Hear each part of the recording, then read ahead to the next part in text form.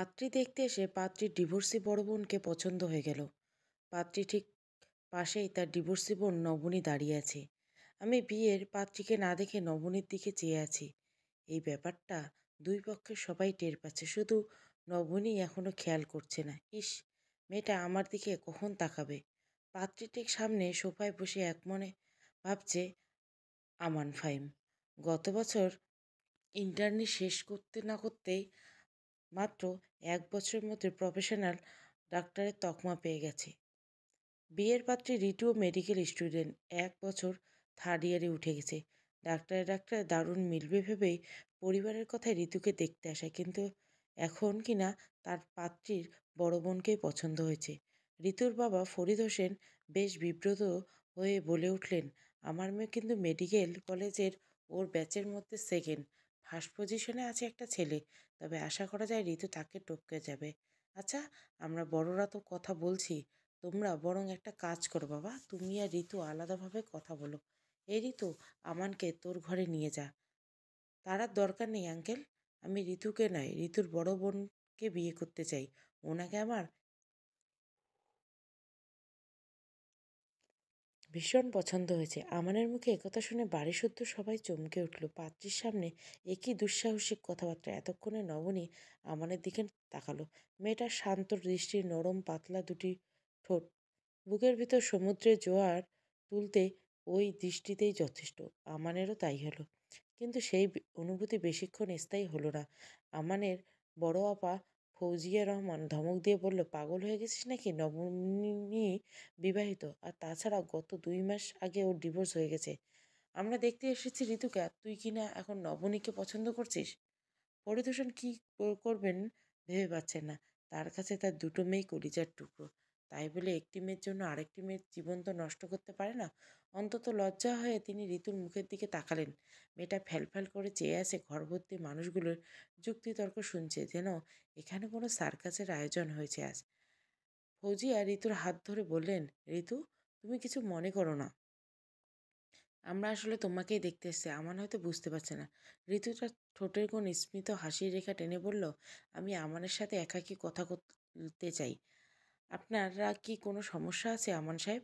আমার মাথা দুলালো। ঋতু নিজে উঠে দাঁড়িয়ে নিজের ঘরের দিকে এগিয়ে আমার এক পলক নবনীর দিকে চেয়ে চুপচাপ ঋতুর পিছন পিছন ঘরে ঢুকে।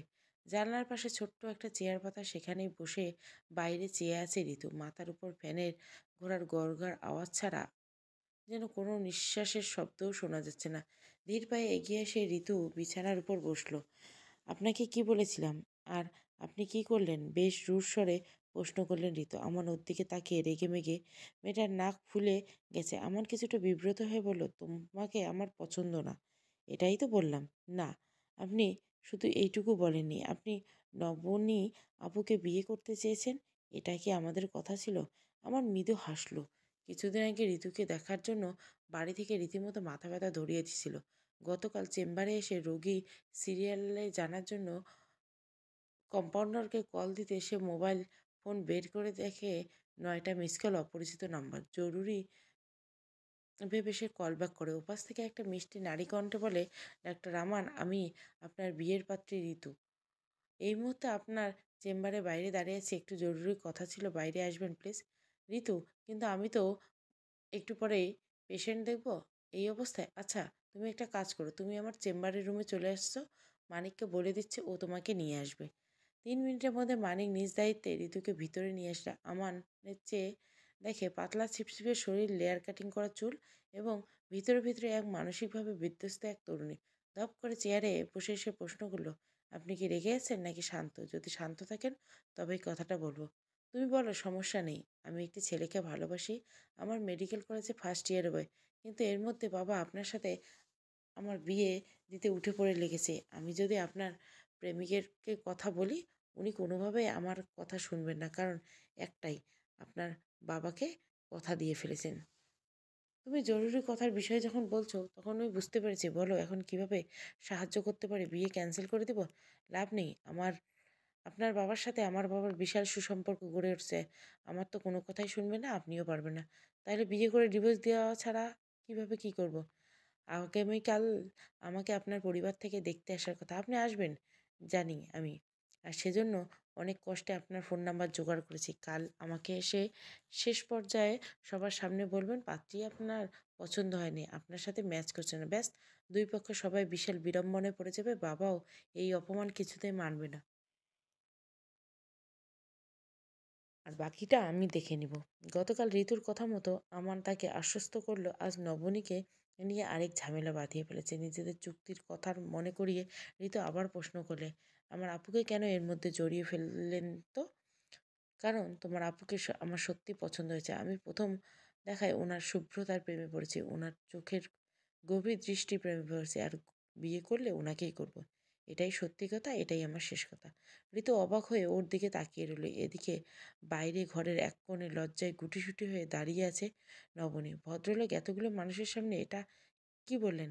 তাছাড়া এরপরেই বা কি করবে সে? বোনের বিয়ের সময় এমন ভয়ানক ঘটনার মুখোমুখি হতে হবে এই বিচ্ছিরি কল্পনা কি সে করতে পেরেছে? বাবার সামনে মেয়েটার মুখ তুলে তাকাতেও পারছে না। পরিতোষের মুখ কাচুমাচু করে আমানের বাবা আরমান খানকে বললেন, ভাইসাব, আমি আপনাদেরকে লজ্জায় ফেললাম নাকি? আপনারা আমাকে ফেলেন বুঝতেই পারছি না। আরমান খান দুশ্চিন্তার একবার সম্মুখে দাঁত দিয়ে নিজের ঠোঁট কামড়ে ধরলেন। মেয়েপক্ষের সামনে লজ্জায় তার মাথা কাটা যাচ্ছে। নবনীকে পছন্দ এ কথা আগে বললে কি ক্ষতি হতো তার? আরমান খান সারা জীবন আর্মির মেজর হিসেবে বড় দায়িত্ব পালন করেছে। নিজের কর্ম ছাড়া আর কারো কাছে তাকে মাথা নত করতে হয় না। অথচ আজ কিনা তার ছেলের কারণে এই অবস্থায় পড়তে হয়েছে। ফরিদ আবারও বলল, ভাই, আমান যদি আমার ছোট মেয়েকে বাদ দিয়ে বড় মেয়েকে পছন্দ করেন তবে আমি এই বিয়েতে মত দিতে পারবো না। আমি নবনীর সাথে আমানের বিয়ে দিলে ঋতুকে কি জবাব দেবে? আর তাছাড়া সারা জীবন আমার ছোট মেয়েটা মানুষের কটূক্তির শিকার হবে। বাবা হে, আমি কিভাবে মেনে নিব বলুন? ফরিদ সাহেব, আমি একজন সাবেক মেজর। আমার এক কথা এক কাজ। আপনার সম্মানের হানি হয় এমন কাজ কখনোই হতে দেব না। আর হয় ঋতুকে বিয়ে করবে, না হয় এই বিয়ে ক্যান্সেল করব। এরপর তিনি নবনীর কাছে এগিয়ে গেলেন। তারও তো একটা আত্মসম্মান আছে। নিশ্চয় ভাবতে পারে ডিভোর্সি বলে ছেলেপক্ষ থেকে ঋতুর প্রতি এই সহানুভূতি আর তার প্রতি এত তীব্র বিমুখতা। আরমান খান নবনীর মাথায় হাত রেখে বললেন, নবনীমা, আমাদের পক্ষ বিপক্ষের কথার ভিড়ে তুমি নিজেকে নিয়ে খুব সংকোচ বোধ করছো। আমি তা বুঝতে পারছি। মারে, তুমি ডিভোর্সি কথা আমরা সবাই জানি। কথা সত্য, কিন্তু ডিভোর্সি বলে আমান তোমাকে পছন্দ করলেও ওর সাথে তোমাকে বিয়ে দিচ্ছি না এমনটা কিন্তু মোটেও না। নবনী একবার স্মিত হাসলো, তারপর বলল, আঙ্কেল, আমি একজন শিক্ষিত মেয়ে, এই ব্যাপারটা আমি বুঝি।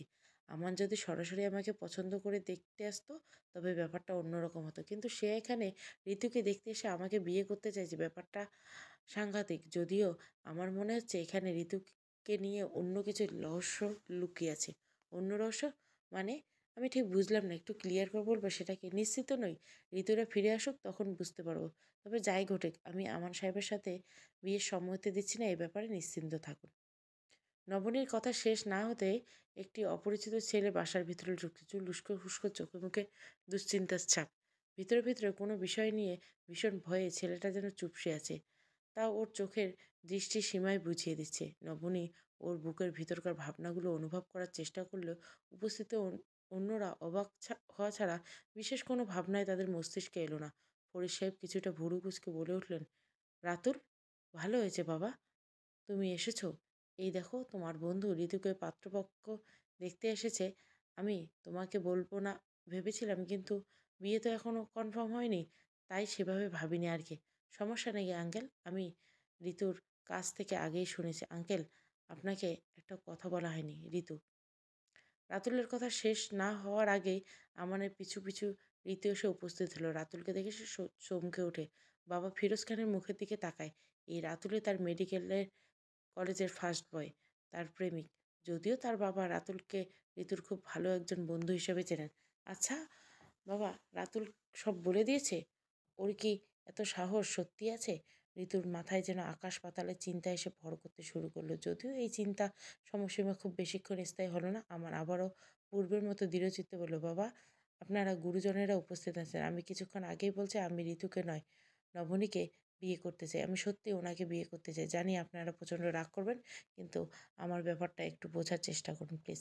আরমান সাহেব গলার স্বর বেশ কঠিন করে প্রশ্ন করলেন, তোমার ব্যাপার? তোমার কোনো ব্যাপার বোঝার চেষ্টা করব শুনি। একটা মেয়ে দেখতে এসে আরেকটা মেয়েকে নিয়ে তেনা পেঁচাচ্ছ, আমার এসব ভণ্ডামি কিন্তু ভালো লাগে না আমান। এভাবে বিয়ে ক্যানসেল করে দিলে ঋতুর কী হবে ভাবতে পারছো? এবার আর আমানকে উত্তর দিতে হলো না। ঋতু এগিয়ে এসে বলল, আঙ্কেল আপনারা উতলা হবে না প্লিজ। আমানের সাথে আমার কথা হয়েছে। আমিও চাই উনি আমার বড় আপাকেই বিয়ে করুক। দেখুন, বিয়ে হচ্ছে দুটো মানুষের মনের ব্যাপার, ভালো মন্দের অনুভূতির ব্যাপার। আমাকে ওনার পছন্দ নয়, এখন বাড়িসুদ্ধ লোক জোর করে বিয়ে দিলে আসলে কি আমাদের সুখী করতে পারবেন? পারবেন না। তাছাড়া আমার সাথে জোর করে বিয়ে দিয়ে পরে যতবার এ বাড়িতে আসবো, আমার আপা কারো সামনে মুখ তুলে তাকাতে পারবে না। এরপর সে ফরিদ সাহেবের কাছে হাত জোড় করে বলে, বাবা নবনী আপাকে উনি বিয়ে করলে আমার সত্যি কোনো সমস্যা নেই। আমান সাহেব অন্তত ভালো মানুষ, এই বিষয়ে আমি গ্যারান্টি দিচ্ছি। আর নবনী আপা কতটা সফট স্নিগ্ধ মনের মানুষ সে কথা তুমি অস্বীকার করতে পারো? শুধু আমান কেন, এই পৃথিবীর কোনো বুঝদার পুরুষে আমার আপাকে যদি একবার কাছ থেকে দেখে সেই প্রেমে পড়ে যাবে। তার অতীত সে সাথে যেটা ঘটেছে তা তো আপার হাতে ছিল না, তাই না? বাবা আমান সাহেবের মতো মানুষের পাশেই আপাকে বানায়। আরমান খান আর ফরিদ সাহেব একে অপরের মুখে চাওয়াচাওয়ি করে। আমারও জিদ ধরে হলেও নবনীকে বিয়ে করতে চায়। সে ব্যাপারে তারা নিশ্চিত। তাহলে এর মধ্যে অযথা বয়োজ্যেষ্ঠরা ঝামেলা সৃষ্টি করে লাভ কি? নিজের প্রতিশ্রুতি গোল্লায় যাক, ছেলেমেয়ে সুখে থাকলে তাদের কাছে বড় বিষয়। আরমান সাহেব সহস্য নিয়ে বলল, তাহলে আর কি? ঋতু যখন বলছে তখন আর আমার কোনো আপত্তি নেই। আমাদের নবনীমাকেই আমার ঘরে পুত্রবতী করবো। কি বলেন ফরিদ ভাই? সবাই যখন রাজি তখন আমি আর বাধা দেই কি করে বলুন তো? কিন্তু আমি রাজি নেই বাবা, তোমাদের ইচ্ছে মতো মত দিতে পারো। বিয়েটা যেহেতু আমার, তাই আমার মতামত নেওয়াটাও জরুরি। আমি আমান সাহেবকে বিয়ে করতে পারবো না। সবাই যখন বিজয় সাল্লার সূচনা করতে যাচ্ছে ঠিক এমন মুহূর্তে বেঁকে বসলো নবনী। কিন্তু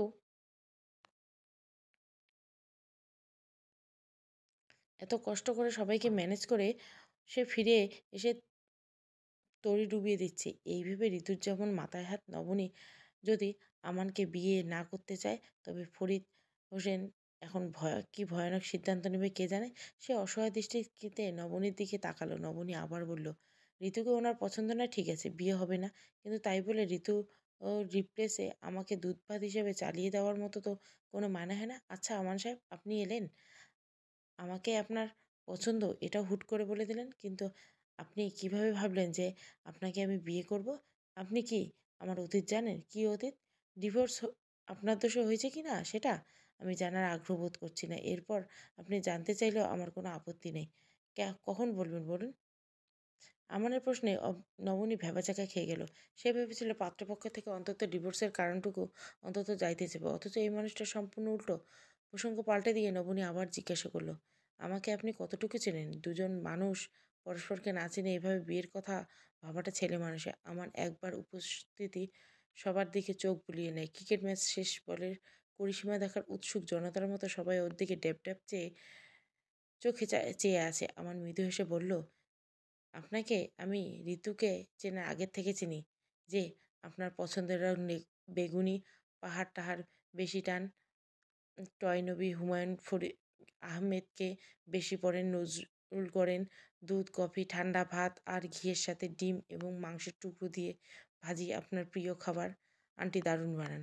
এতক্ষণে নবনীর মা তরু বেগম চুপচাপ করে বসেছিলেন। স্বামীর পাশে দুই একটা মতামত ফিসফিসিয়ে দিলেও মেয়েদের সিদ্ধান্তের মধ্যে তিনি কথা বলার প্রয়োজন বোধ করেননি। তার অবশ্য কারণ আছে। মুখের একপাশ প্যারালাইসিস হয়ে যাওয়ার পর থেকে যৎসামান্য আওয়াজ করেন। আমাদের মুখে নিজেদের নিজস্ব রেসিপির কথা শুনে চোখ মুখ যেন চিকচিক করে উঠল তার। আমার আবার বলল, এখন পর্যন্ত যেটুকু জানলাম এর বাইরে কি আপনাকে উত্তর দেওয়ার প্রয়োজন আছে? থাকলে বলুন। নবনী এক্কেবারে চুপ হয়ে গেল। এই মানুষটা তাকে জানলো কিভাবে? সেটাই এখন বড় প্রশ্ন হয়ে দাঁড়িয়েছে। সে মিটমিট চোখে বাড়ির অন্য সব সদস্যর দিকে তাকিয়ে লক্ষ্য করছে। সবাই তার হ্যাঁ-বোধক উত্তরের অপেক্ষা করছে অধীর আগ্রহে।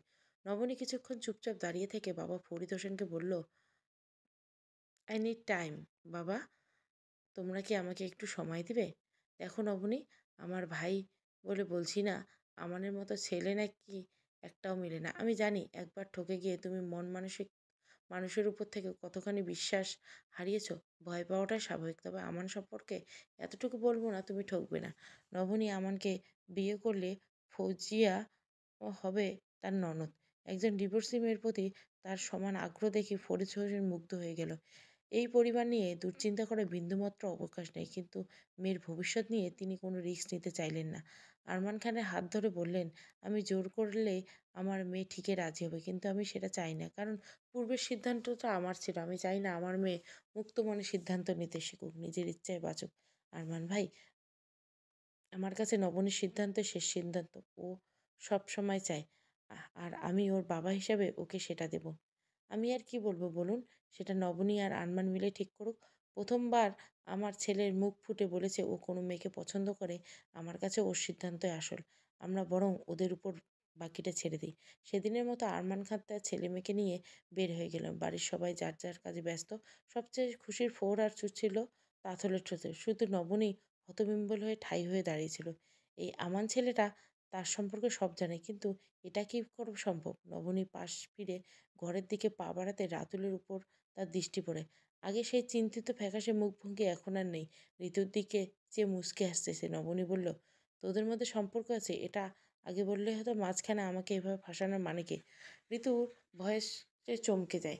তার বোন যে অতি বুদ্ধিমতী তা কি তার অজানা ছিল? নিশ্চয় না। তবুও সেদে বলার সাহস হয়নি ঋতুর। লজ্জিত হয় সে। আপা, বাবা জানতে পারলে আস্ত রাখবে না। তুমি তো জানো উনি হুটহাট নিজের মতো সিদ্ধান্ত নিতে পছন্দ করে। তুমি প্লিজ আমাকে মাফ করে দাও। ঋতু ওকে জড়িয়ে ধরার জন্য এগিয়ে গেলে সে থামিয়ে দিয়ে বলে ওঠে, কাছে আসিস না। এখন আমি ২ ঘন্টা ধরে গোসল করব। তোরা কেউ আমাকে বিরক্ত করবি না একদম। আর হ্যাঁ, আজকের ঘটনার পর আশা করি বাবা খুব সহজে তোর মতামত মেনে নিবে। সত্যি, কিভাবে? জানি না, মন বলছে তাই বললাম। রাতুল, গেস্টদের উপলক্ষ করে আজ বাসায় ভালো আইটেম রান্না হয়েছে, খেয়ে যেও। আর ঋতু, রাকিব ভার্সিটিতে কাল থেকে ৪ দিনের ছুটি। ও বাসায় আসছে, বাবাকে কল দিস। নবনী আর পিছে ফিরে তাকায় না, যন্ত্রের মতো হেঁটে হেঁটে নিজের ঘরে চলে যায়। রাতুল মুগ্ধ হয়ে ভাবে, নবনী আপা সত্যিই এমন স্নিগ্ধ কেন? কিন্তু নবনীর তা মনে হয় না। সে নিজেকে ভীষণ কাঠখোট্টা টাইপের মনে করে, ঠিক যেন শিমুল তুলোর গাছ। কণ্ঠক জুতো, বাইরে দেখে ভালো লাগে না, মিষ্টি ভালো লাগে না, কথা বলে সামান্য, আর অসভ্যটা ডিভোর্সের পর নয়, বরং আজন্মাই এমন। অথচ ঋতু ঠিক তার উল্টো। পরিচর্যার কোনো এক দুঃসম্পর্কের আত্মীয়ের কোম্পানি থেকে চাকরি ভাইবা দিয়ে বাসায় এসেছে নবনী। এভাবে বাসায় বসে থাকতে ভালো লাগছে না ওর। হঠাৎ নতুন মানুষের সাথে আলাপ জমাতে ভীষণ ইচ্ছে করছে। সে কারণে সেদিন ঘুম থেকে উঠে ব্রাশ করে সোজা বাবার ঘরে গিয়ে বলল, বাবা, আমি সিদ্ধান্ত নিয়েছি আমি চাকরি করব। আমার ব্যবসা থেকে কি কম উপার্জন হচ্ছে? না, তুমি তো দারুণ ব্যবসায়ী, এ নিয়ে কোনো আপত্তি নেই। কিন্তু আমি মেয়ে হয়ে তো আর ওসব দোকান আরও সামলাতে পারি না। ভার্সিটি শেষ করে ওসব করবে রাকিব। কারণ পাস করে বেরোলে তোমার ব্যবসার ১০ ভাগের ১ ভাগ বেতনের চাকরিও পাবো না। যাই হোক, আমি চাকরি করতে চাই, সিদ্ধান্ত নিয়েছি। আচ্ছা ঠিক আছে, তবে অপরিচিত কোথাও যেতে হবে না। দেখি আমার এক বন্ধুকে বিকেলে কল দেব। বাবার সূত্রে এখানে ভাইবা দেশে আসা, চাকরি প্রায় নিশ্চিত। নবনী তখনই ভাইবা বোর্ডে বলে উঠেছে, দেখুন, আমি কিন্তু ডিভোর্সি, আপনাদের কোনো সমস্যা হবে না তো? উপস্থিত সবাই হতবাক হয়ে কিছুক্ষণ চেয়ে থেকে জানান তাদের কোনো সমস্যা নেই। নবনী সালাম দিয়ে বাইরে বেরিয়ে এসে এই মুহূর্তে কেন জানি আর চাকরিটা টানছে না, বিরক্ত লাগছে। দপ্তর রোদে দাঁড়িয়ে এসে রিক্সার অপেক্ষা করছে। এমন সময় পাশ থেকে আমান বলে উঠল, আপনি এখানে? আমার তো এখানে থাকার কথা। বরং এই প্রশ্নটা তো আমার করার কথা। কাজকর্ম ফেলে স্টক করছেন? আমার মুচকি হাসলো। একটা কফির জার ওর দিকে এগিয়ে দিয়ে বলল, কথাটা আংশিক সত্য। হাসপাতাল থেকে বাসায় ফিরছিলাম, আপনার বাবাকে ফোন দিলে উনি জানান আপনি এখানে। তাই স্টক করতে চলে এলাম। বিরক্ত হলে চলে যাচ্ছি। যেতে হবে না। আপনাকে অনেকগুলো প্রশ্ন করা আছে, করুন। আমি যেই আমানকে দেখছি এটা আপনি নন, তাই না? আর আপনি আমার সম্পর্কে এত তথ্য কেন আর কিভাবে পেলেন? আমার নির্বাক হয়ে ওর দিকে তাকালো। মানুষ ঠিক তেমনটাই নবনীর কাছে প্রকাশ করেছে। কোনো ভনিতা নেই, মিথ্যে নেই, অহেতুক প্রেম নিবেদন নেই। এর বাইরে আবার কেমন রূপ থাকতে পারে? ব্যাপারটা কিছুতেই বুঝে আসে না ওর। সে এরকম হতভম্ব হয়ে নবনীর দিকে চেয়েছে, কিন্তু নবনীর এতে বিন্দুমাত্র মায়া হলো না। মানুষের উপর থেকে তার সমস্ত মায়া অনেক আগেই উঠে গেছে। যা আছে তা মানুষ হিসেবে সামান্য আবেগ। নবনী মনে করে পৃথিবীর সবচেয়ে বড় বোকামো হচ্ছে অন্যকে বিশ্বাস করা। একটা মানুষ যতই বড় বিশ্বাস অর্জন করুক না কেন, একদিন না একদিন সে বিশ্বাস ভঙ্গ করবে। আমার একবার দীর্ঘশ্বাস ফেলে পাল্টা প্রশ্ন করে, আমার বয়স কত জানেন? ২৯। এই বয়সে এসে আমি বাচ্চা ছেলেদের মতো এত প্রেমিকা পাল্টানোর নাটক করব? আপনিই বলুন, করতেই পারেন। প্রেমিকা পটানোর নাটক না হলে ভিতরে ভিতরে কিছু না কিছু তো আছেই। না হলে আপনি আমাকে বিয়ে করতে চাওয়ার মতো এত বড় সিদ্ধান্ত নেবেন, এটা ভাবলেই আমার শ্বাস আটকে যাচ্ছে। আমি একজন ডিভোর্সি, এটা জানার পরেও আপনি আগ্রহ দেখাচ্ছেন। শুধু আপনি নন, আপনার বাবা আরমান খান, বোন ফৌজিয়া, পুরো গোষ্ঠী এত সহজে মেনে নিচ্ছেন। এই 21 শতকে এসে এটাও আমাকে মেনে নিতে হবে? পৃথিবী এত বড় বদলে গেল! কিভাবে আশ্চর্য লাগে! আমার যেন এক্কেবারে থমকে গেল। কফি ঠান্ডা হয়ে আসছে, সেদিকে দুজনের কোনো মনোযোগ নেই। আমার ইচ্ছে করছে এক্ষুনি মাটির তলায় নিজে নিজে পুঁতে ফেলতে। সে তো স্বচ্ছ মনেই ওকে ভালোবাসে। মুহূর্তে খানিক পর আমানের হঠাৎ খেয়াল করলো নবনীর এত আপত্তির কারণ কি। সে ডিভোর্সি বলে নিজেকে এত ক্ষুদ্র মনে করছে। সে ভাবছে আমার নিশ্চয় তাকে করুণা করে বিয়ে করতে চাইছে। ডিভোর্স হওয়ার পর মেয়েটা আশেপাশের পরিবেশ পরিস্থিতি মানুষের কাছ থেকে এত বেশি কটূক্তির শিকার হয়েছে যে এই দুনিয়ার সব কিছু তার বিষাক্ত অনুভূতি হয়। আমার একবার নবনীর চোখের দিকে তাকাতলো, কি সুন্দর চোখের পাপড়িগুলো আলতো করে কাঁপছে। চোখ মুখে যেন সৃষ্টিকর্তার পরম মায়া ঢেলে দিছে। এই মেয়েটি শহরে 100 সুন্দরীর সারিতে প্রথম হবে না, এমনকি দ্বিতীয় তৃতীয় কিংবা 100 হবারও সম্ভাবনা নেই। তবুও ভীষণ আকর্ষণ তার মধ্যে। তা যদি নবনী জানতো, তবে নিজেকে সোনার কৌটোয় যত্ন করে তুলে রাখতো। আমান তো ওর জন্য এই সোনার কৌটোটাই হতে চায়। অথচ মেয়েটা অতীতে বিষাক্ত স্মৃতি থেকে বের করতে পারছে না। ভালোবাসার মানুষকে নিজের অনুভূতি বোঝাতে না পারার কত যন্ত্রণা একজন প্রেমিকের কাছে আর কী বা হতে পারে। আমান সামান্য হাসির চেষ্টা করলো। আপনার বাবা এবং বোন মনে করে আপনি অন্তত চৌখির একজন নারী। অথচ আপনি জানেন আপনি বোকা। নবনী ঘাড় ঘুরিয়ে ওর দিকে পাশ ফিরে তাকালো। বার কয়েক দুয়েক চোখের পলক ফেলে বলে, কি অদ্ভুত! এই কথাটা আমিও ভাবি। ওদের কোনোভাবেই বোঝাতে পারি না আমি আসলেই একজন বোকা। আমার কথাটা অন্তঃসার শূন্যতায় বদ্ধ। কিন্তু আপনি কিভাবে বুঝলেন আমি বোকা? বলতে পারি, তবে এক শর্তে। আমাকে শর্ত দিবেন না প্লিজ। শর্ত প্রতিশ্রুতি এসব আমার থেকে শত কিলোমিটার দূরে রেখে, এসব ভণ্ড মানুষের বদ অভ্যাসের শব্দ। যাই হোক, কিছু বলার থাকলে তবে তা সরাসরি বলুন। আচ্ছা, আমি আপনাকে বলবো, যদি আপনি আমার থেকে সাথে কোথাও বসে ঠান্ডা মাথায় একটু কফি খান। আপনার কফিটা প্রায় ঠান্ডা হয়ে গেছে। এই না, ওয়েট। খাওয়ার মতো এখনো গরম আছে। এখান থেকে পশ্চিম দিকটার গলিটা পেরিয়ে শুনে শুনে ঠিক 100 পা এগোলেই শহীদ চত্বরের ছোট্ট একটা পার্ক আছে, ওখানে বসি। আমার মাথা দুলিয়ে সায় দেয় নবনী, তার কথায় সহজে হয়ে আসছে। মেয়েটার সরলতা তাকে ঠিক এই মুহূর্তে একটা জিনিস উপলব্ধি করলো। মেয়েটা আসলে লাইফ পার্টনার চায় না, আগে চায় তাকে বোঝার মতো একজন বন্ধু। নিজেকে লুকোতে লুকোতে সে মানুষের ভিড় থেকে অনেক দূরে সরিয়ে আসছে। বন্ধুদের হাত বাড়িয়ে তাকে সেখান থেকে ফিরিয়ে আনতে হবে। পার্কের একটা বেঞ্চে নবনী ঠান্ডা কফি করছে। হঠাৎ, ঠান্ডা হলে ভুল হবে, হালকা গরম, কিন্তু কুসুম গরম বলা চললে যায়। কফির এই অবস্থায় আলাদা একটা স্বাদ থাকে, যা আগে কখনো টের পাইনি। গরম কফি ঠান্ডা হলে তখন কফির ফ্লেভারটা বেশি পাওয়া যায়। হঠাৎ কি মনে হলো, মুখ থেকে কফির জার সরিয়ে উচ্চ স্বরে হেসে উঠলো। আমান ব্যাপারটা ধরতে না পেরে বোকার মতো চেয়ে রইল। নবনী তখনও হাসতে হাসতে বলে, আমান সাহেব, আপনি ভাবছেন আমি কেন বোকা? এটা আপনি কিভাবে বুঝছেন তা জানার জন্য আমি এখানে এসে বসবো? আমার কি জবাব দিবে ভেবে পায় না। নবনীর সাথে সাথে সেও হেসে বলে। নবনী আবার বলে, আমি মোটেই এসব জানার জন্য আসিনি। তাহলে? তখন আপনার সাথে হয়তো কড়াভাবে কথা বলেছি, কথাগুলো আপনার হয়তো খারাপ লেগেছে। তাই অ্যাজ এ হিউম্যান বিং আপনাকে একটু সঙ্গ দিতে এসেছি। আপনাকে তো বোকা বলাটা আমার ভুল হয়েছে। করজোর করে আমি মাপ চাইছি। এবার বলুন, চাকরিটা কি হয়েছে? আমার কেন জানি মনে হচ্ছে হয়েছে, হয়েছে। কিন্তু এই মনে হবার কারণ? সব ব্যাপারে এত কারণ খুঁজেন কেন? কারণ ছাড়া কি দুনিয়ার কিছু হয় না? না, হয় না। এই দুনিয়ার সব কিছুতে কারণ থাকে। এই যে ওরা আমাকে চাকরি দিল, এর কারণে আজ যে মানুষগুলো যাচ্ছে তারাও কারণ। আর এই যে আপনি নিজের চেম্বার থেকে ছুটে আমার জন্য কফি নিয়ে দাঁড়িয়েছেন, এর পিছনেও কারণ। তাহলে আপনার প্রাক্তন স্বামীর সাথে ডিভোর্স হওয়ার কারণ কি? নবনী চুপ হয়ে গেল। কিছুক্ষণ শুধু ফ্যালফ্যাল করে চেয়ে রইল মাটির দিকে। আমার আবারও বলল, সেদিন কিন্তু এই ব্যাপারে কথা বলতে চেয়েছিলেন। সে কারণে কি আজ ক্ষতটাকে খোঁচাতে চেয়েছেন? না, আমার নিজের জন্য আমি জানার প্রয়োজন মনে করি না। কিন্তু আপনি শুধুমাত্র এই ঘটনাকে কেন্দ্র করে তার জীবনটাকে একটি বৃত্তের মধ্যে আটকে ফেলেছেন। আমি এই বৃত্তর গোলকটা থেকে আপনাকে মুক্ত করতে চাই। আপনার সাথে আজ আমি জানতে চাই। নবনী আকস্মাৎ উঠে দাঁড়ালো। ডানে বামে কোথাও না থেকে দ্রুত পায়ে সে পার্ক থেকে বেরিয়ে যায়। আমার বেঞ্চে বসে পিছন থেকে লজ্জিত স্বরে বলছে, "নবনী, আই এম সরি। আমি এভাবে বলতে চাইনি।" কিন্তু নবনী কোনো কথাই শুনল না। তার মন আর মস্তিষ্ক সে কি আর আরাধনা করবে? সে কেবলমাত্র সেই জানে। ক্লাসের ঠিক সামনে দেওয়ালে হেলান দিয়ে দাঁড়িয়ে আছে রাতুল। তার সামনে ঋতু। রাতুল কিছুটা কৌতূহল হয়ে জিজ্ঞাসা করলো, "তোমাদের বাড়ি থেকে সেদিন আসার পর আমার মাথায় শুধু একটাই প্রশ্ন ঘুরপাক খাচ্ছে।" "প্রশ্ন? কি?" "আমার আপনাকে নিয়ে?" "হ্যাঁ, উনার মতো একটা মানুষ ডিভোর্সি কিভাবে হতে পারে? ওনার প্রাক্তন স্বামী বোকা না হলে ওনাকে ডিভোর্স দেয়?" ঋতু জবাব দেয়, "রাকিব ভাইয়া আপুকে ডিভোর্স দেয়নি। আপুই ওনাকে ডিভোর্স দিয়ে দিয়েছেন।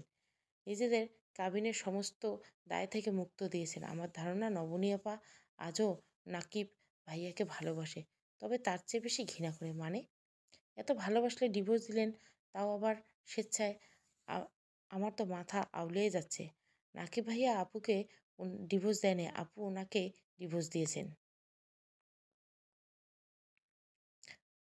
নবনী আপুর মতো এত বুদ্ধিমতী মেয়ে এমন সিদ্ধান্ত নিয়েছে, তখন এর পিছনে নিশ্চয়ই কোনো কারণ আছে। সেই মুহূর্তে ঋতু কোনো জবাব না দিলে ক্লাস শেষে রাতুলকে ক্যান্টিনে ডেকে তার নবনী আপার বিচ্ছেদের গল্পটি শেয়ার করে।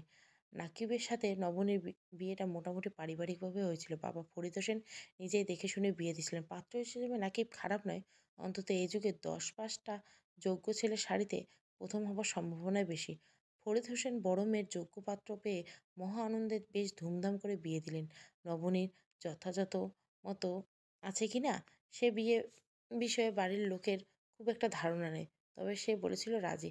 বিবাহিত জীবনে এই দুই পরিবার মহা খুশি। কথায় ছিল না, সৃষ্টিকর্তা কিছু যুগল নাকি নিজে হাতে বানান। নাকিব নবনীকে লোকজন দেখে সর্বদা সেই বুলি আওড়াচ্ছে। দীর্ঘ ২ বছর পর নির্ঝঞ্ঝাট সংসার বেশ ভালোই চলছিল। তবে হঠাৎ একদিন বিপত্তি বাঁধল নাকিবের আনা একটা ছবি থেকে। সেই ছবিতে নবনী একটা ছেলের সাথে রেস্টুরেন্টে বসে আছে। দুজন মানুষকে, সামনে একটা মাত্র কফি। তাও নবনীর পছন্দের কফি। নবনী ছেলেটার হাত ধরে আছে। রাতে ঘুমানোর আগে নবনী যখন বিছানা গাছগোছ করে ব্যস্ত, নাকিব এসে ওর চোখে হয়ে আটকে ধরে বলে, "ওঠো। তোমার জন্য আমার পক্ষ থেকে একটা সারপ্রাইজ আছে, দেখবে।"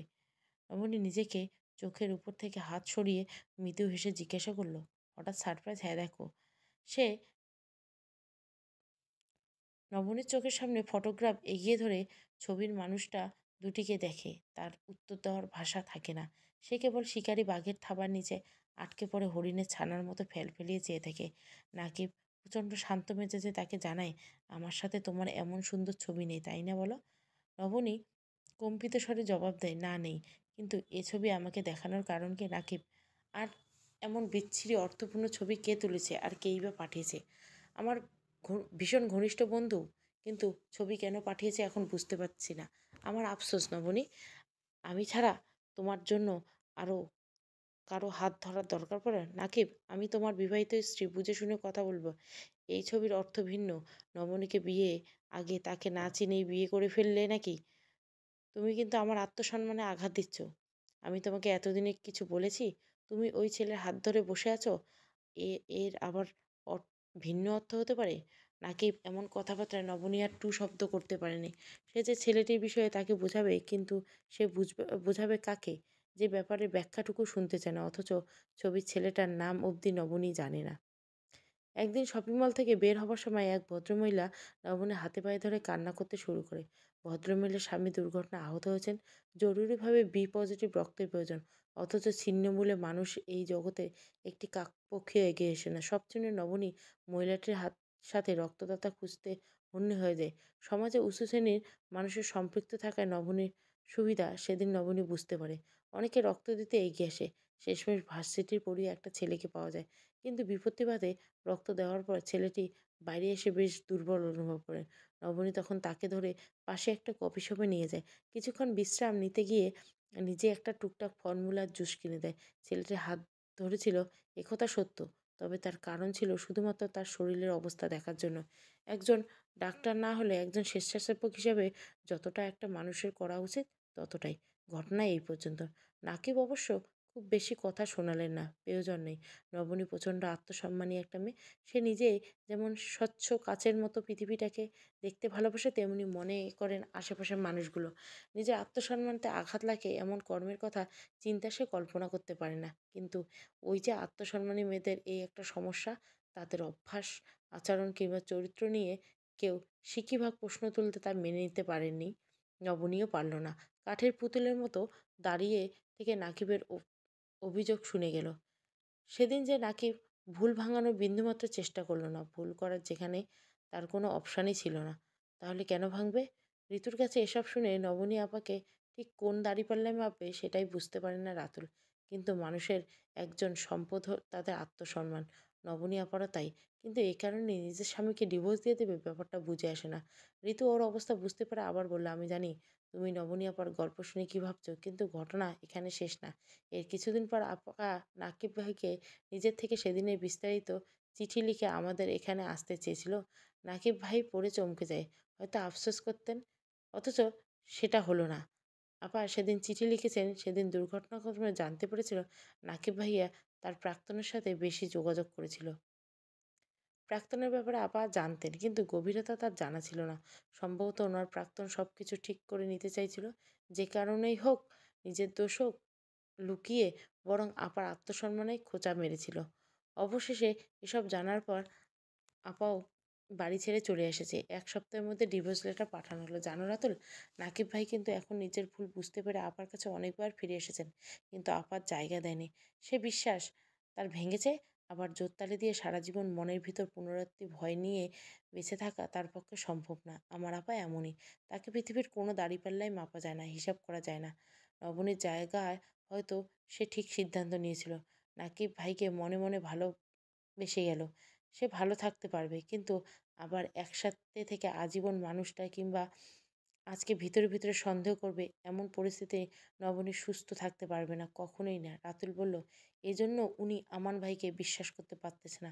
জগতে আসলে এমন কিছু মানুষ থাকে যারা সহজে কাউকে নিজের মনে জায়গা দেয় না। আবার যাকে একবার দেয় তাকে পুরোটা দিয়ে নিজেকে শূন্য করে ফেলে। এমনভাবে যে মানুষকে মন একবার ভেঙে যায়, সে আর কখনোই কাউকে বিশ্বাস করতে পারে না। শেষ বিকেলে বাসায় ফিরে ঋতু তার বোনের ঘরে ঢুকে দেখে লাবণী ঘরে নেই। বারান্দায় দরজায় খোলা দেখে সেদিকে এগিয়ে দেখতে পায় মাঝারি সাইজের ক্যানভাসে একটি মস্তিষ্ক আটকানো। চোখ আর চুলের অবস্থা দেখে বোঝা যাচ্ছে এটা কোনো মেষ ছবি। তবে বিশ্বাস অবিশ্বাস মুহূর্তে খুব খুশি থাকলো, আর না হলে খুব মন খারাপ থাকলো। ঋতু বোনের দিকে একবার এগিয়ে এলো। নবনী দু চোখ লাল হয়ে আছে। কিছুক্ষণ আগে যে মেয়েটা অঝরে কান্না করছে তাই স্পষ্ট। আপা, এই ভদ্রলোক আমাকে নিয়ে খেলছে ঋতু। আমি তাকে কেন বিশ্বাস করতে পারছি না? আমার কি করা উচিত? একটু বলে দে না। তখনই বোনকে জড়িয়ে ধরে এমন মধুর বিরহে আর্তনাদ করে ওঠে, সেই বিরহের সুর স্বয়ং ঋতুর বুকের মধ্যেখানে গিয়ে আঘাত করলো। ঋতু কোনো জবাব দিতে পারে না, কেবল অধমুখী হয়ে নীরবে বোনকে সাপোর্ট করে যায়। নবনী আবার বলল, এই আমার নামক ভদ্রলোকটা এখন আমার সামনে মুখোশ পড়ে আছে, তাই না?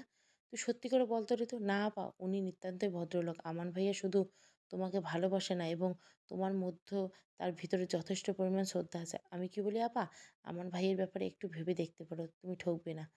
আমার চোখের সামনে থেকে সরে যা, বিরক্ত হচ্ছি। আপা, তুমি সবসময় এমন আচরণ করতে পারো না। আমি তোমার ছোট, ঠিক আছে, কিন্তু এক্কেবারে বাচ্চা না, ভালো মন্দ চেনার ক্ষমতা আছে। তাই তোমার জন্য আমার কাছে যেটা সঠিক মনে হবে আমি তোমাকে সেই সিদ্ধান্ত দেবো। বুঝতে পেরেছো? হ্যাঁ, অনেক বুঝতে পেরেছি। তুমি এত ভয় না পেয়ে আমার ভাইয়ের সাথে স্বইচ্ছায় কথা বলে দেখো না, নিজের মনকে একটু সহজ করে দেখো না। জীবনে একবার ঠকেছো বলে কি সারা জীবন সেখানেই থেমে থাকবে? একবেলা খাবার পছন্দ না হলে সারাদিন পেট খালি রাখো? নিশ্চয় না। তাহলে জীবনের সিদ্ধান্ত এমন অবুঝ কেন আপা?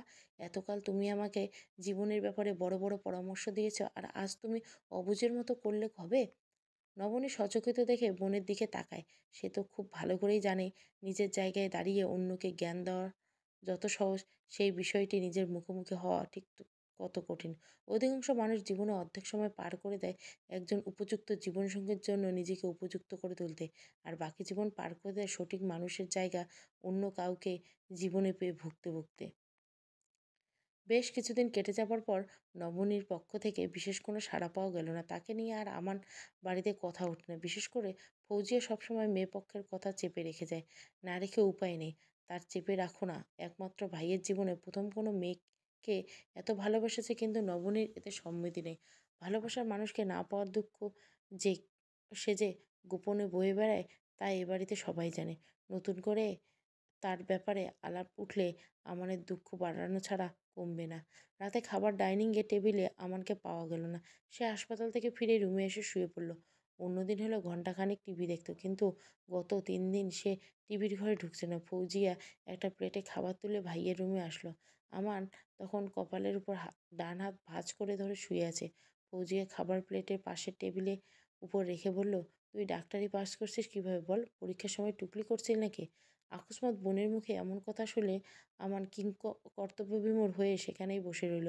প্রশ্নের কারণ খোঁজার চেষ্টা করলো না। ফৌজিয়া আবার বলল, নিজে ডাক্তার হয়ে মানুষকে নানান চিকিৎসা করে বেড়াস, অথচ তোর খাওয়া দাওয়ার কোনো ঠিক নেই। এটা কোনো কথা? তুই কি বাচ্চা ছেলে আমান? কুড়ি বা ছেলেদের মতো খাবার বিমুখ হয়ে গেছিস? বোনের কথা আমান হেসে ফেলে। সে নিজেও জানে না এসব তাকে মানায় না। বিরহের শোকে যে খাবারের প্রতি অনীহা তৈরি হয়েছে এমনটা নয়। মানুষের খাবার গ্রহণের জন্য মন মস্তিষ্ক থিওরি আছে। বিজ্ঞানসম্মত প্রমাণ না থাকলেও আমানের দাদা খুব ভালো করে কথাটা বিশ্বাস করতেন। মানুষের স্বভাব, মাসে ১৫ দিন খাবারের প্রতি প্রচণ্ড টান থাকে, সবসময় ক্ষুধা ক্ষুধা অনুভব আসে, মনে হয় কী খাই আর কী খাই। আবার ১৫ দিন ঠিক তার উল্টো। সেই মুহূর্তে ৩ বেলা খাবারেরও বদহজম হয়ে যায়। আমানের অবস্থা হয়েছে ঠিক তাই। সে বোনকে জবাব দেয়, আপা, আমি কি ভালোবাসিনি? যদি ভালো না বাসতাম তবে নিজের প্রতি আফসোস থেকে শোক পালন করতাম। কিন্তু আমি তো তাকে নিজস্ব সমস্ত অনুভূতি দিয়ে ভালোবাসি। এক বিন্দু স্থান ফাঁকা রাখার সুযোগ সেখানে নেই। কোন আফসোস শোক পালন করব বলো তো? ভাইয়ের কথা শুনে ফৌজিও মুগ্ধ হয়ে যায়। তার হঠাৎ মনে হচ্ছে ভালোবাসার অনুভূতি আসলে এরকম পরিণত বয়সেই আসা উচিত। এতে যাকে আমি ভালোবাসবো তার জন্য অসমান সমান সম্মান চলে আসবে। কারো প্রতি কারো অভিযোগ থাকে না, অনুরাগ থাকে না। সে ভাইয়াকে জানায়, নবনী নারাজ হবার যথেষ্ট কারণ আছে। এর জন্য শুধুমাত্র তুই দায়ী। তুই জানতিস না ঋতুর বড় বোন আছে? আমরা ঋতুকেই তোর জন্য দেখতে গেছিলাম। এসব বলিনি? তারপরে ছোট বোনের সামনে ছ্যাবলার মতো বড় বোনকে বিয়ের প্রস্তাব দিয়ে বসলি। একজন ডিভোর্সি মেয়ে হয়ে ও কেমন অনুভব হতে পারে তোর বোধ হলো না? বোধ হলে কি সামনাসামনি বলতাম। সারা জীবন পড়াশোনা করে এত স্বল্প সময়ে নামি ডাক্তার হয়েও আমি যে পাশাপাশি এত বড় গাধা হয়ে উঠব আগে জানতাম না। সে বিছানা ছেড়ে নেমে আসে। ফৌজিয়া আপার সামনে দাঁড়িয়ে তার গালে আলতো করে বলে, আপা, আমি নবনীর সিদ্ধান্তকে সম্মান করি। তোমার স্বামী অর্থাৎ সাইমন ভাইয়া যখন অ্যাক্সিডেন্টে মারা গেল তখন তোমার কি পরিণত স্ট্রেস গেছে আমি জানি। ওর ও তো প্রায় একই, তাই না?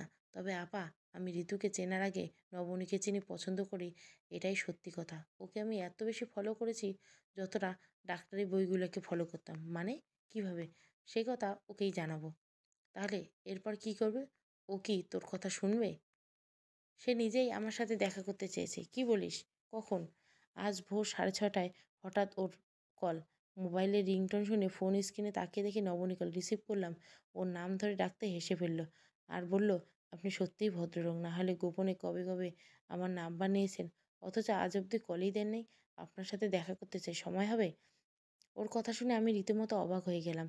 কাল বিকেল 5:30টায় ওর অফিসের ওদিককার এক পার্কটিতে, যেখানে সেদিন হুট করে আমার কথা শুনে রীতিমতো অবাক হয়ে গেলাম। কাল বিকেল 5:30টায় ওর অফিসে সে ওই পার্কটাতে সেখানে হুট করে চলে গেছিল। অদ্ভুত সুন্দর ব্যাপার, তাই না? আমাদের চোখে মুখে যেন তারার মতো আনন্দ ফুটে উঠছে। ব্যাপারটা বুঝতে পারল ফৌজিয়া। তুই সত্যিই ওর প্রতি দুর্বল হয়ে গেছিস। আমি কি একটু বেশি ছেলেমানুষি করছি আপা? এই তো একটু করছি। তবে পুরুষ মানুষের মাঝে প্রিয়জন এরকম একটু একটু পাগলামো থাকা ভালো। সবাই তো আর তোর মতো আহ্লাদ দেখায় না। তোরা তো নিজের পুরুষত্বের বাট বজায় রাখতে ব্যস্ত। তোর দুলাভাইকে দেখিস নাই? তুই যে তাদের ব্যতিক্রম। এই নিয়ে তো বোন হিসেবে আমার গর্ব করা উচিত। দুলাভাইয়ের কথা উঠতে আমানের খেয়াল হয় ফৌজিয়া আপাকে পুনরায় বিয়ে দিতে কি দুর্বিষহ অভিজ্ঞতার মুখোমুখি তাদের হতে হচ্ছে। তবে কি আপনার যন্ত্রণার খুব কাছ থেকে দেখার ফলনে তার নবনীর প্রতি এত দুর্বলতা প্রকাশ করছে কি জানি। মানুষের মন কারণে কত দিকে গলিতে দলিতে কিংবা মথিত। তবে যাই হোক, নবনীকে সে ভালোবাসে। সাংঘাতিক রকমের ভালোবাসা। এই ভালোবাসায় বিন্দু পরিমাণ শূন্যতা নেই।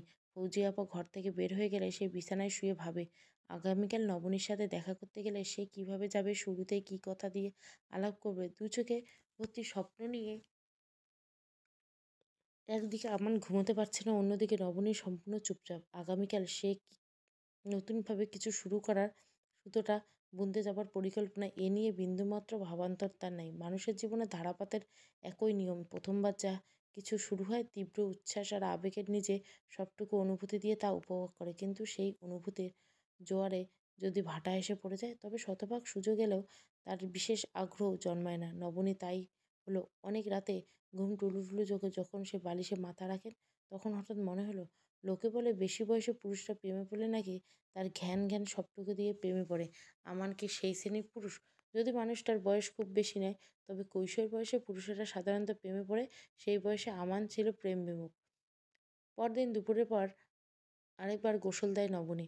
সর্বোচ্চ গতিতে চালু করে চেয়ারে চুল ছেড়ে দিয়ে চুল শুকায়। যদিও অন্যদিন কখনোই সে ফ্যানের গতি বাড়ায় না, হাজার গরম পড়ল। মেয়ের এই পরিবর্তন দেখে নবনীর মা তোরা বেগম বেশ খানিকক্ষণ হলেন তারা অবাক হওয়ার মাত্রা হতভাগা হওয়ার সীমানায় ঠেকালো। যখন বিকেলবেলা হালকা গোলাপি রঙের শাড়ি পরে একটা ব্লাউজ হাতে নিয়ে নবনী তার মাকে ডেকে বলল, আমি কি আগের চেয়ে একটু মুটিয়ে গেছি? এই ব্লাউজটা আগে আমার গায়ে সুন্দর দেখাতো না বলো তো? তোরা বেগম কিছুক্ষণ মেয়ের আপাতত চেয়ে দেখলেন, কিন্তু মেয়ের শরীরে বিশেষ কোনো খুঁজে পেলেন না। পরিবর্তন যা ঘটার তা নবনীর চোখে মুখেই ঘটেছে। তরু বেগমের মুখে ডান পাশ নাড়িয়ে টেনে টেনে জিজ্ঞাসা করলো, আমার সাধ্যে থাকলে তোকে সোনার কৌটোয় যত্নে তুলে রাখতাম রে মা।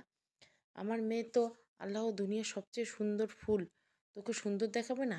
তরু বেগম নবনীর আরও কাছে এগিয়ে এলেন, তারপর মেয়ের থুতনির নিচে হাত রেখে মাথা উঁচু করে বেশ কয়েকটা চুমু এঁকে দিলেন। আমার লক্ষ্মী মেয়েটা, আল্লাহ তোকে হাজার বছর বাঁচিয়েছে রাখুক। খবরদার মা, আমাকে এই বদদোয়া দিবে না। 30 বছর আগে তোমার এই দুনিয়া থেকে প্রতি আমার বিরক্ত হয়ে গেছে, আরও হাজার বছর বাঁচার দোয়া কোন বিবেকে করছো? আমাকে আরও কষ্ট দুঃখ পেতে বলছো? তুমি এক্ষুনি তোমার এই বদদোয়া ফিরিয়ে নাও। তরু বেগম ভ্যাবাচেকা খেয়ে গেলেন। এই দুনিয়াতে সব মায়েরা তার সন্তানের জন্য পৃথিবীর সবচেয়ে সুন্দরতম দোয়াটি করেন, তিনিও করছেন। এই দোয়াটি বদদোয়া কীভাবে হতো? কোনোভাবেই তিনি দোয়া ফেরত নিতে পারবেন না। নাকি এই অবস্থায় দাঁড়িয়ে থাকতে থেকে নবনী আবারও বলল, ফেরাবে না? কিন্তু আমি এই বাড়ি থেকে বের হব।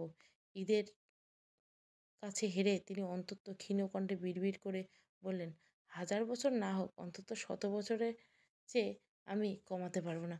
কথা বলতে বলতে শেষের দিকে তার কণ্ঠ একরকম জড়িয়ে গেল। নবনী আড়ালে ঠিক করে হেসে দেয়, কিন্তু সামনাসামনি প্রসঙ্গ পাল্টে মাকে আবার জিজ্ঞাসা করে, আমি সত্যি মুটিয়ে গেছি? এই শাড়িতে কি আমাকে ভালো লাগছে না? কিন্তু হঠাৎ এত সুন্দর করে শাড়ি পরে কোথায় যাচ্ছিস? আমানের সাথে দেখা করতে, যে সেদিন ঋতুকে দেখতে এলেন, তারপর সবার সামনে হঠাৎ করে বলে উঠলেন উনি আমাকে বিয়ে করবেন, তোমার মনে আছে মা? সেই আমান? বিস্ময়ে তরু বেগমের ঠোঁট দুটো হা হয়ে সামান্য দূর হইল। নবনী আবার বলল, ঋতুকে দেখতে আসাটা একটা উপলক্ষ মাত্র। তুমি জানো, তুমি আমান সাহেবকে আগেই না করে দিয়েছিল। ওদের দুজনের পরিকল্পনা ছিল ঋতুকে দেখতে এসে আমাকে নিজের থেকে রিজেক্ট করবে, তারপর ঋতু হবে হবে মুক্ত। তুই এসব কি বলছিস? আমি তো কিছুই বুঝতে পারছি না। এখন বোঝার দরকার নেই, আর বিস্তারিত তোমাকে বলতে ইচ্ছা করছে না। আমার দেরি হয়েছে, কপালে টিপটা ঠিক জায়গায় আছে কিনা দেখো তো। নবনী মাকে বললে নিজেই নিজে আয়না দেখে শাড়ির টিপ সবটা যাচাই করে নেয়, তারপর ডানে বাঁয়ে কোনো দিকে ফিরে সাজা বের হয়ে গেল। ব্যাংকের সামনে আমার বারবার ঘাম মুছছে। 5টা বাজার ঠিক 27 সেকেন্ড আগে সে উপস্থিত হয়েছে। নবনীকে প্রথমবারের মতো নিজের থেকে ডেকেছে। মোক্ষম সময় দেরি করাটা মোটেও উচিত হবে না, কিন্তু যার জন্য এত ত্যাগ সেই নবনী কোথাও চোখে চাতকের পাখির মতো এদিক ওদিক ফিরে তাকায়। অবশেষে সেই কাঙ্ক্ষিত নারীটিকে দেখা পায়, শাড়ির সামনে সাবধানে রিক্সা থেকে নামছে। ভীষণ মিষ্টি দেখাচ্ছে তাকে। বিশেষ চাকচিক্য নেই, কৃত্রিমতা নেই, যেটুকু চোখে উপলব্ধি করা যায় ঠিক ততটুকুই। আমাদের খুব ইচ্ছে করছে ওকে চেয়ে চেয়ে দেখতে, কিন্তু বেশিক্ষণ তাকালে নবনী চোখে পড়ার মতো আগেই সে অন্যদিকে দৃষ্টি ফিরিয়ে নেয়। খুব বেশি প্রিয় দিকে বেশিক্ষণ তাকাতে নেই, তাকালেই নাকি সেই মুহূর্তে নিজের করে পেতে ইচ্ছা করে। এই দোস্ত মানুষ বাগানের সবচেয়ে প্রিয় ফুলটা ছিঁড়ে ঘরে তুলে আনে। নবনী ঠিক ওর পাশেই বসলো। ভালো মন্দ কেউ কোনো প্রশ্ন করেনি। শুধু নবনী হঠাৎ সরাসরি প্রশ্ন করল, "আমাকে সত্যি, সত্যি বলুন তো, আমাকে কেন বিয়ে করতে চান? কি কেন এত পছন্দ আমার আপনার? আমি রূপকথার হুড়পড়ি? হুড়পড়ি দেখার সুযোগ আমার হয়নি। কিন্তু উপন্যাসের রূপকথার মতো আপনার নির্বিকার স্বীকারোক্তি শুনছিলাম। উপন্যাসের রূপকথা? তবু বেঁধে রাখিও মন। উপন্যাসের রূপকথার কথা কখনো সময় পেলে পড়ে নিয়েন। ঠিক যেন আপনার আরেক রূপ। কারণেই আপনাকে আমার ভালো লেগেছে।" ঠিক বুঝলাম না। একটু সহজ করে বলুন। সেদিন আপনার প্রাক্তন স্বামীর সাথে ডিভোর্স হয়েছিল। আপনি মাঝারি সাইজের কয়েকটা ব্লাউজ টানতে টানতে স্লিপ ব্লকের ৮ নম্বর রোডের মোড়ে দাঁড়িয়ে আপনার বাবাকে ফোন করে বলেছিলেন, "বাবা, ওর সাথে ডিভোর্স হয়ে গেল মাত্রই কিছুক্ষণ। আমি সব ছেড়ে চলে এসেছি। অফিসিয়াল ডিভোর্স লেটার শুধু সাইন করা বাকি। তুমি কি আমাকে তোমার ঘরে আমার প্রাপ্য সম্পদ বাবদ একটু ঠাঁই দিবে? আর না পারলে বলো, আমি নিজেই নিজেকে সামলাতে পারবো।" মনে যেন কিছুটা হকচকিয়ে গেল। মানে এই ভদ্রলোক ক্লাস 6 এর বাচ্চাদের মতো গড়গড় করে সেদিনের কথাগুলো হুবহু উগলে দিচ্ছে। আমান আবার বলতে থাকে, ঠিক সেই সময় আমি আপনার পাশেই দাঁড়িয়েছিলাম। আমি আপনার বাবার সাথে আরও প্রায় 2 মিনিটের মতো কথা বলেন। তারপর রিক্সা রেখে চলে গেলেন। রিক্সাতে ওঠার সময় আপনার সাথে আমার চোখাচোখি হয়েছিল। আর সত্যি তো, একটা ছেলেকে আমি দাঁড়িয়ে থাকতে দেখেছিলাম। তবে আমাদের বাসায় এসে যেদিন গিয়েছিলেন সেদিন চিনতে পারলাম না কেন? কারণ আপনি তো সেদিন শুধু একটা মানুষকেই দেখেছিলেন, আমাকে নয়। হঠাৎ ডিভোর্স হয়ে যাওয়া স্বামীর ঘর ছেড়ে এসে বাবার কাছে কল দিয়ে একটু আশ্রয় চাই, সেই মুহূর্তে লক্ষ্য করবেন কিভাবে? আপনার জানা প্রয়োজন। আমার ঠিক সেই মুহূর্তে আপনার প্রতি মুগ্ধতার সৃষ্টি হয়েছিল। এমন কঠিন মুহূর্তে এত শক্ত থাকতে পারে, তার ধৈর্য শক্তি কতখানি তা একজন ডাক্তার হিসেবে আমি ঠিক অনুভব করতে পারি। আর এর সাথে টেরও পাই। আপনি ভিতরে অনুভূতিগুলোকে কত গোপনে চাপা রাখতে জানেন। জানি না কেন সেদিন আপনাকে ওইভাবে সত্য কথা বলতে দেখে আমার ভালো লেগে গেছিল। আপনি তোমাকে জিজ্ঞাসা করেন আপনাকে ভালোবাসার নির্দিষ্ট কারণ কি? তবে আমি হয়তো স্রেফ এইটুকুই দেখাতে পারবো। নবনী কিছুক্ষণ চুপ করে রইল। পৃথিবীতে এতদিনে বোধহয় তার জন্য এই অদ্ভুত পুরুষটি অপেক্ষা করছিল। এই মানুষটার সাথে তার মিল বন্ধন জুড়ে দিতে এতগুলো দিন, এতগুলো বাকের খেলায় করলে নবনী উত্তর খুঁজে পায় না। একবার শ্বাস নিয়ে জিজ্ঞাসা করে, "এরপর?" "এরপর এই যে আজ এখানে।" উফ! আমি জিজ্ঞাসা করছি, আমাকে ফলো করার ভূত মাথায় ঢুকলো কবে থেকে? আপনি ঠিক করলেন কেন জানেন? কোকোনাইট যার বাইরে শক্ত, তার ভেতর কোমলতায় ছাওয়া। আর এ এমন মেয়েরা শত ঝড়েও নিজেকে আর পরিবারকে আগলে রাখতে জানে। যদি সেখানে তার সম্মান আর স্থানটুকু বজায় থাকে। চলে যাবার পর আমার হঠাৎ মনে হলো এই মেয়েটাই আমার জীবনে খুব প্রয়োজন। পাশের দোকানদারের থেকে আপনার নাম জানলাম। এরপর সোশ্যাল মিডিয়ায় অনেক খুঁজেছি, ফেসবুকে পারিনি। আপনার প্রাক্তন শ্বশুরবাড়িতে কৌশলে যোগাযোগ করে ইনস্টাগ্রামে আপনাকে ঠিকই খুঁজে পেলাম। আর সেখান থেকে ফেসবুকের লিঙ্ক এই তো থেকে আবার স্টক করি। শুরুর থেকে অনেক ভারী, ভারী কথা স্ট্যাটাস দেন। প্রথম আমার বুঝতে অনেক প্যারা খেতে এখন শিখে গেছে। আচ্ছা ওয়েট, কী হলো আবার? আপনি ভাবছেন তো তবে কি প্ল্যান করে আমি ঋতুকে দেখতে গিয়েছিলাম? জানলে নবনী মৃদু হাসলো। সেই হাসিতে যেন আমানের প্রশ্নের নির্বুদ্ধিতাকে প্রকাশ করা, তাই স্পষ্ট। আমান ভুরু কুঁচকে ওর দিকে তাকায়। ব্যাপারটা কী হলো? প্রশ্ন করার আগেই নবনী জানায়, "নবনী এতটা বোকা ভাবলেন?" আমান সাহেব, আমি খুব ভালো করেই জানি এটা কোইন্সিডেন্ট। যদিও আমার মনে হয় ঋতুকে আপনি দেখতে আসতেন না, কিন্তু আমার বোনের জন্যই আপনি আসতে বাধ্য হয়েছেন, এই তো? আমার চোখের দৃষ্টি আরও প্রশস্ত করে ওর দিকে তাকালো। ঘেঁটেছে নবনীর বুদ্ধিমত্তায়। সে আরও একবার মেয়েটার প্রতি চরমভাবে দুর্বল হয়ে গেল। এটা সত্যি প্রেমিকা পড়ার ব্যাপারটা যে কত মধুর তা এই মুহূর্তে টের পাচ্ছে না, নাকি আর হাতছাড়া করেই যাবে? এক্ষুনি কেউ নবনীকে আবার বিয়ের প্রস্তাব দেবে? চোখের দিকে তাকালো, কিন্তু মেয়েটার চোখ রাখতে যেমন কান্না পাচ্ছে। পেশাগতভাবে একজন ডাক্তার, অথচ নিজের ভিতরে তার অজানা অসুখের হদিস জানে না। হঠাৎ আমাদের চোখের কোণ থেকে এক ফোঁটা জল মুছে নিয়ে আবার বললে, "আমান সাহেব, ভালোবাসা মানুষের এত সরল হয়ে যায় কেন?" "আমি জানি না নবনী। চোখের জল অনেক মূল্যবান একটা সম্পদ। তাকে এভাবে অনাথরে ফেলবেন না প্লিজ। আপনি সত্যিই একজন চমৎকার মানুষ। কেন জানেন? মানুষের তার কাছে মানুষের কাছে নিজের আবেগকে লুকাতে পারেন না। প্রকাশ করে ফেলেন, এই যেমন আপনি।" "নবনী, আমি সারা জীবন আপনার সাথে এভাবে পাশাপাশি থাকতে চাই। আপনি কি আমাকে সেই অধিকার দিবেন?" যদি বলি আমার আরও কিছু সময়ের প্রয়োজন, হ্যাঁ আরও। আমার এই মুহূর্তে আঁতকে ওঠে। আশা নিয়ে আজ নবনীর সামনে উপস্থিত হয়েছে, অথচ ক্ষণিকে সেই আশা ছাই হয়ে উড়ে গেল। সে হাওয়ায় কিছু আমান পিছু ছুটবে কি করে? ডিভোর্সি মেয়ে মানে দুর্বল নয়, তার চক্ষুষ প্রমাণ নবনী। কি কঠোর, কত উঁচুতে তার আত্মসম্মান! ডিভোর্সি মেয়ের জন্য পাত্র পেলেই তাবিজের মতো ঝুলে যাবার মতো স্বভাব।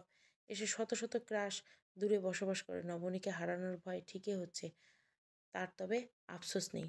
ক্ষীণ কণ্ঠে সে জবাব দেয়, আপনি যখন আমার সাথে আবার দেখা করতে চেয়েছেন, আপনি নিশ্চিত আপনি আমার চেয়ে অনেক গুণ খোঁজখবর নিয়ে এখানে এসেছেন।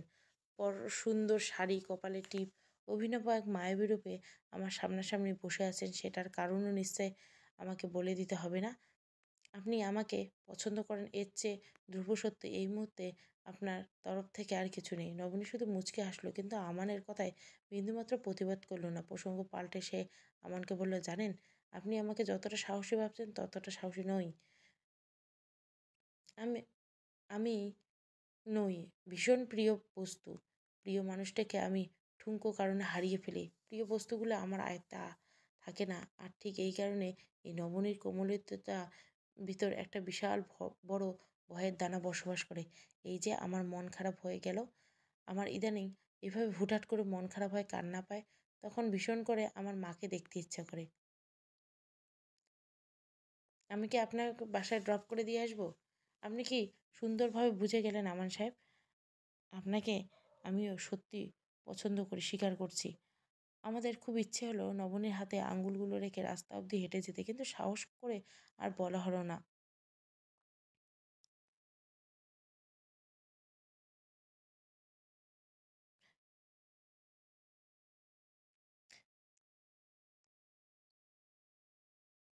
পেজ কাপড় লাভ স্টোরি বাসায় ফিরে নবনী মায়ের ঘরে ঢুকতে গেলেই ঋতুর সাথে ধাক্কা খেতে লাগলো। মৃত তখন মোবাইল ফোনে কথা বলতে ব্যস্ত। নবনী তার দিকে চোখ চেয়ে জিজ্ঞাসা করলো, সারাদিন ওর সাথে ক্লাসে দেখা হয় না তোর? কী রে আপা, আমি তো জাস্ট একটা দরকারি কথা বলছিলাম। আর কি, তুই সব সময় আমাকে এমন সন্দেহ করিস কেন? সন্দেহ করছি কোথায়? যা সত্য আমি বললাম। প্রেমে পড়ছিস তো, তাই পরিবারের সবাইকে শত্রু মনে হচ্ছে। আমি তোদেরকে শত্রু বলছি? অবশ্যই, প্রেমে পড়লে মেয়েরা পরিবারকে মনে করে শত্রু। বাবা মা কি মনে হলো তাই ভালো ভাই হয়ে যায় খুনি? আলেকজান্ডার তার বোনকে ভাবে দুঃসম্পর্কের বোন, তারাই তার ভালোবাসার পথের কাঁটা। শুধুমাত্র প্রেমিক পুরুষটা তার মন বুঝে, বাকিরা নির্বোধ। আচ্ছা, এবার সর, মায়ের সাথে জরুরি কথা আছে। কিন্তু মা তো এখানে নেই, কোথায় গেছে? তুমি দেখো না বাইরে বাগানে। নবনী আর কথা না বেড়ে ছুটে বেরিয়ে আসে, উদাস হয়ে পানি দিচ্ছে দুশ্চিন্তায় মগ্ন মানুষটা। নবনী কোনো কথা না বলে মাকে পিছন থেকে জড়িয়ে ধরে। তরু বেগম ঘাড় ঘুরিয়ে পাশ ফিরে তাকালো, তার চোয়াল এর কাছে মায়ের দিকে তাকিয়ে জিজ্ঞাসা করলো, কী হয়েছে? নবনী মায়ের গালে আলতো করে চুমু খেয়ে মেয়ের চোখে মুখে যে আনন্দ ঠিক পড়ছে, তো বেগম ঠিকই টের পাচ্ছে। পর যেন নবনী হাসছে, দুই চোখ চলাচল করে নবনী মাকে জড়িয়ে ধরে জানায়, মা, আমার মনে হলো কে আমার বিয়ে করা উচিত। ছেলেটার সাথে মিশছি, হেঁটেছি, আর ধৈর্য পরীক্ষাও নিয়েছি। He is a nice guy. তুই সত্যি বলছিস? নবনী ঠোঁটের কোণে হাসি রেখা টেনে জবাব দেয়, মা, তুমি তোমার মেয়েকে খুব ভালো করে জানো। আমার কেউ বিন্দুমাত্র অসম্মান করবে এমন ব্যক্তিকে স্থান থেকে আমি শতমাইল দূরে থাকবো। রাতে আমার যেটা ঘটেছে তার জন্য আমার বিন্দুমাত্র আফসোস নেই, কিন্তু আমার যদি সেই একই পথে হাঁটে তবে হয়তো থেমে যাব। বারবার মানুষকে ভরসা করা তো ঠিক নয়। এতটা সহ্য আল্লাহ কোনো মানুষকে দেন নাই। এই বিষয়ে জেনে বুঝে আমি আমান ফাহিমকে কাছ থেকে জানার চেষ্টা করেছি। তার সম্পর্কে যথেষ্ট খোঁজখবর নিয়ে তবেই সিদ্ধান্ত নিয়েছি। তোর সিদ্ধান্ত আমি ভীষণ খুশি হয়েছি রে মা। আর ফোন কই? ফোনটা দে, আমি এখনই কল দিয়ে বাবাকে খুশির খবরটা জানাতে চাই। মায়ের খুশি দেখে নবনী মুচকে এসে মাকে মোবাইলটা এগিয়ে দিয়ে নিজের ঘরে ফিরে আসে। ঘরে ঢুকে এসে জানলার পর্দা সরিয়ে সে শাড়ি পরেছিল সেটা সেভাবে এসে জানলার পাশে এক চেয়ারে বসে পড়ল। সন্ধ্যা নেমে আসায় আলো যেন ঠিকরে পড়েছে ওর জানলায়। বাগান থেকে তার মায়ের লাগানো বেলি ফুলের স্বরূপ ভেসে আসছে মুখের মুহূর্তে। নবনীর সুখে যেন মরিমরি অবস্থা। সে আবার নতুন করে নিজেকে সাজিয়ে তুলবে, নিজেকে ভালোবাসবে, বাসাবে আর বাসবেও আরমান ফাহিমকে। সে নিজের ডায়েরিটা বের করে নিজের একান্ত কিছু ব্যক্তিগত কথা সাজাতে শুরু করলো শব্দের মায়াজালে। নতুনভাবে কারোর সাথে জীবন সাজাতে হবে একথা সাত স্বপ্নে ভাবতে পারিনি। একবার ভয়ঙ্করভাবে অপমানিত হওয়ার পর মানুষকে বিশ্বাস করতে ভুলে গেছিলাম। আমান ফাহিমকে জানার পর আবার সিদ্ধান্ত পাল্টাতে বদলালাম। মানুষকে প্রচণ্ড ভালোবাসবো, তবে মানুষকে সম্মান দেবার অভ্যাসটুকু তার মধ্যে আছে। আর আমি আমার লাইফ পার্টনারের আগের থেকে এইটুকু সবার আগে জানতে চাই। আমি জানি আমান আমাকে কখনোই কোনো বিষয়ে না করবে না। কিন্তু নিজেকে পরিচয় আমাকে ধরে রাখতে হবে। বর্তমান আমি যে জবটা করেছি বেশ ভালো আছি। এটা আমি ছাড়তে পারবো না। এই চাকরিটা আমার কয়েকটা পরিচয়। অথচ আমানের এই নিয়ে বিন্দুমাত্র কোনো সমস্যা নেই। সে এ যোগ্য পুরুষ। আর কোথায় পেতাম খোদা? বলে দিতে পারো? আমি এই মানুষটার সাথে সারা জীবন থাকতে চাই, সারা জীবন। ডায়েরি লেখা শেষ করে আবার জানলার দিকে তাকিয়ে তারপর মোবাইলে মৃদু আলো দিয়ে একটানে নিজের শাড়ি খুলে ফেলে। এই শাড়ি একসময় অন্য পুরুষের স্পর্শ লেগেছিল। সেই দাগ তুলে ফেলার ক্ষমতা ওর নেই। তবে সম্ভব হলে তাই করতো।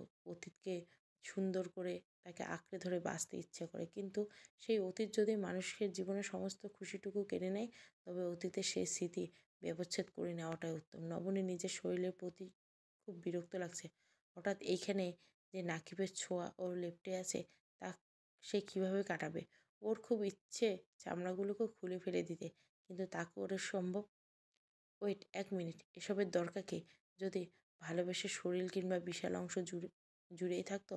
ভালোবাসা বা শরীর থাকলে মানুষ আর কি বাচ্চা না হওয়ার অপরাধে এই যে ডিভোর্স দেয়, বা স্বামী স্ত্রী কারো একজনের ত্রুটি থাকলে অন্যজন এভাবে পরকীয়ায় লিপ্ত হয়। ইস!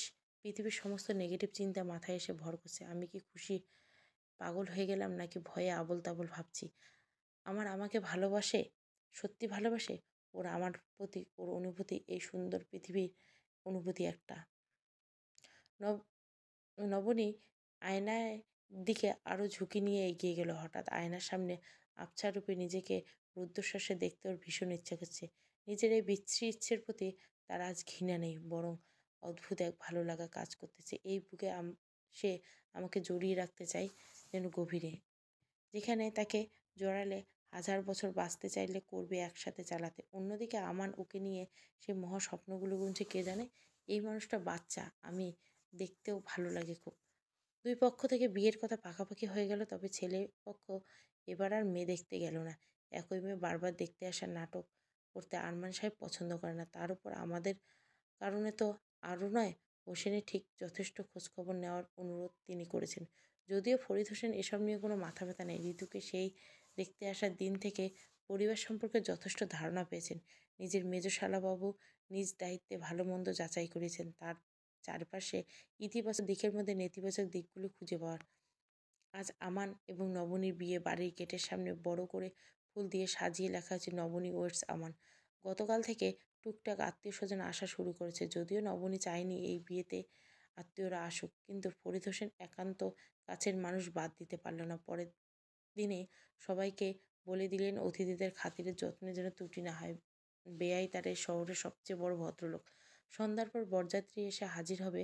আর মাত্র কিছুক্ষণ অপেক্ষা। নবনী লাল টুকটুক শাড়ি পরানো, কিন্তু ওর সব কিছু কেমন যেন লাগছে। কিছু একটা এলোমেলো হচ্ছে। নবনীর কেমন যেন ভয় ভয় লাগছে। শাড়ি পরানো যখন অর্ধেক, এসে নবনী মোবাইলের টোন করে একটা শব্দ হলো। ঋতু বোনের দিকে এগিয়ে দিয়ে বলল, তোমার মেসেজ এসেছে আপা, আমান ভাইয়া সেন্ড ফটো। আচ্ছা দে, কিন্তু ওয়াইফাই এর লাইনের সকাল থেকে সমস্যার কারণে আমার মোবাইল ফোনে তো ডাটা নেই। তুই একটু হটস্পট দে তো। ওসব পরে দেখলেও তো হবে, এখন তোমার ছবিটা দেখা লাগবে। রমণী বোনের দিকে অসহায় দৃষ্টিতে চেয়ে জবাব দেয়, হ্যাঁ এক্ষুনি লাগবে। তুই কি দিবি?